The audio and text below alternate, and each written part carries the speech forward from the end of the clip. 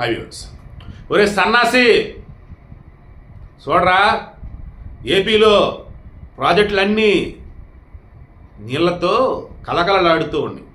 జలకళ ప్రాజెక్టులన్నీ కూడా నిన్నటి వరకు వెలవలపోతాం, ఈరోజు జలకళ మొత్తం నీళ్ళే ఉన్నాయిరా. ఇంతకీ సన్నాసి ఎవడండి? చంద్రబాబు నాయుడు వస్తే వర్షాలు పడవు, కరువు అని ఎవడైతే వాడు ఆవిడే ఈ సన్నాసి. వాడు ఎవడు మరి? మీరే లెక్కట్టండి వరుసన. ఈరోజు ఆల్రెడీ పైన పడుతున్నటువంటి వర్షాల కారణంగా డ్యాములు మొత్తం ఎత్తుతూ ఉన్నారు. ఆలమట్టి డ్యామ్ అయితే నీళ్ళు వదిలేదు, జూరాలకు వచ్చే మధ్య నారాయణపురం తర్వాత జూరాల తర్వాత వచ్చేసి శ్రీశైలం అలా నీళ్ళు వస్తూనే ఉన్నాయి. ఆల్రెడీ మనకు వచ్చేసి పట్టిసీమ ద్వారా వచ్చేసి ప్రకాశం బ్యారేజ్కి ఆల్రెడీ నీళ్ళు వదిలేరు. దీన్ని వచ్చేసి కృష్ణా డెల్టాకి ఇచ్చేస్తున్నారు. ఒట్టిసీమ అన్నాడు ఆ పట్టిసీమని జగన్మోహన్ రెడ్డి. అదే దిక్కైంది. ఒక ప్రాజెక్ట్ కడతాం రాదు, ఉన్నదాన్ని ఉపయోగించుకోవడం రాదు, పుల్లలు పెట్టాలి, పిచ్చి నా కొడుకుని చేయాలి జనాల్ని. మళ్ళీ అది నమ్మి పిచ్చి పిచ్చి కామెంట్లు పెట్టుకుంటా పోవాలి. సో వీడికి మెయిన్ ఇంటెన్షన్ ఇప్పటికైనా సరే ప్రకృతి అయితే మా అమ్మ మొగుడు, నేను ఏది చెప్తే చేస్తాడు, నేను వస్తే పులకిస్తాడు, మిగతాలో వస్తే భయపడతాడు, ఈ సొల్లు కబుర్లు ఆపి మనం ప్రజాస్వామ్యంలో గెలిచినప్పుడు ఏం చేయాలి చేయండి, ఓడిపోయినప్పుడు బాధ్యతగా ఉండండి. గెలిచినా బాధ్యతగా ఉండాలి, అంటే గెలిచినప్పుడు ఇంకా ఎక్కువ బాధ్యతగా ఉండాలి. అంతే తప్ప అడ్డ నోరేసుకుని వాగుతూ పోతే పిచ్చి నా కొడుకు అంటారు.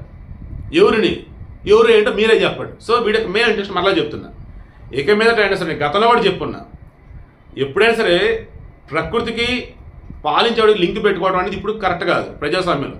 గతంలో రాజుల కాలంలో ఎలా ఉండేదంటే యజ్ఞ యాగాదులు చేస్తున్నప్పుడు వాటి వల్ల గాలిలోకి కొన్ని రకాలైనటువంటి వాటిని ఇప్పుడు పరిభాషలో కెమికల్స్ అంటాం, అప్పట్లో కొన్ని రకాల వాయువులు ఆ పైకి వెళ్ళిపోయి ఆ మేఘాలు రిమైనింగ్ అన్ని కూడా వర్షించేలాగా లైక్ అవి చేసేవి యజ్ఞ యాగాదులు అవన్నీ ఇవన్నీ. అది వేరు. ఇప్పుడు వచ్చేటప్పటికేంటి దిక్కుమాలినటువంటి పొల్యూషను, ఫ్యాక్టరీలు, నానా హడావుడి, తర్వాత వచ్చేసి ఎల్నినో ఎఫెక్ట్ 1,000,000 ఉండే చెట్లు కొట్టేస్తున్నాం. ఇన్ని ఉన్నప్పుడు మూమెంట్లో ఈ వర్షాలు అసలు ఎప్పుడు పడితే ఏంటి బాబు అంటే ఏం చేయాలి? మన పద్ధతిగా పరిపాలిస్తూ రాజ్యాన్ని సుభిక్షంగా ఉంచుతూ చెట్లు నాటుకుంటూ అన్నీ సవ్యంగా ఉంటే ఇంకా అప్పుడు ఆ రకంగా. అంతేగాని నేను వస్తేనే వర్షాలు పడతాయి, చంద్రబాబు వస్తే వర్షాలు పడవు అన్నటువంటి వాళ్ళు కానీ, చంద్రబాబు వస్తే కరువు అన్నటువంటి పిచ్చనా డాష్ గాలు కానీ మారండి. ఇప్పటికైనా అన్ని చోట్ల కూడా నీళ్లు పుష్కలంగా ఉన్నాయి అన్నమాట. ప్రాజెక్టులు అనేవి జలకళతో కలకలలాడుతూ ఉన్నాయి. అండ్ నేనైతే ఈ వీడియో మెయిన్ చెప్పదలుచుకుంది, ఆ సన్నాసులు ఎవరైతే ఉన్నారో ఇక్కడి నుంచి నోరులు మూసుకోండి. ఇక గవర్నమెంట్కి నా రిక్వెస్ట్, దయచేసి ఆ గోదావరి జిల్లాను చూస్తుంటే నా కడుపు తరుక్కుపోతుంది.